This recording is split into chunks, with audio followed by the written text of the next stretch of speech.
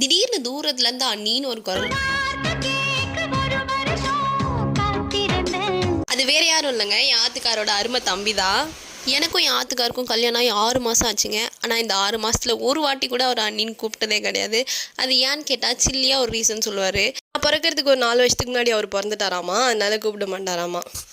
என்ன கொடுமை சரவணன். டேபிள் இன்னைக்கு என்ன மரியாதையை கூப்பிடுதேன்னு பார்த்தா ஊருக்கு போகிறாராமா, அதனால கேக் செஞ்சு தாங்கன்னு ரொம்ப கெஞ்சினதுனால நம்மளும் செஞ்சு கொடுத்தாச்சு.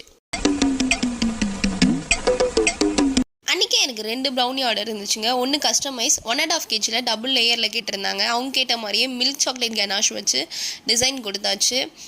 பாதியிலே டிசைனை கட் பண்ணியாச்சு. அதுக்கு யார் காரணம் பார்த்தீங்கன்னா என் ஆத்துக்கார் தான். அப்போ தான் ஒரு ஃபோன் வந்துச்சு. இப்படி போய் இப்படி வந்துடலாம் சார்.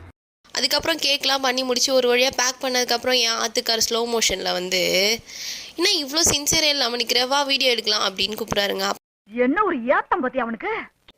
உங்களுக்கும் இந்த மாதிரி ப்ரௌனி வேணும்னு நினச்சிங்கன்னா ஸ்க்ரீனில் தெரியிற நம்பருக்கு வாட்ஸ்அப் பண்ணுங்கள். மறக்காமல் சப்ஸ்கிரைப் பண்ணிக்கோங்க. கஸ்டமர் அவங்க ரிவ்யூவை ஷேர் பண்ணியிருந்தாங்க. நெக்ஸ்ட் வீடியோவில் பார்க்கலாம். டாட்டா.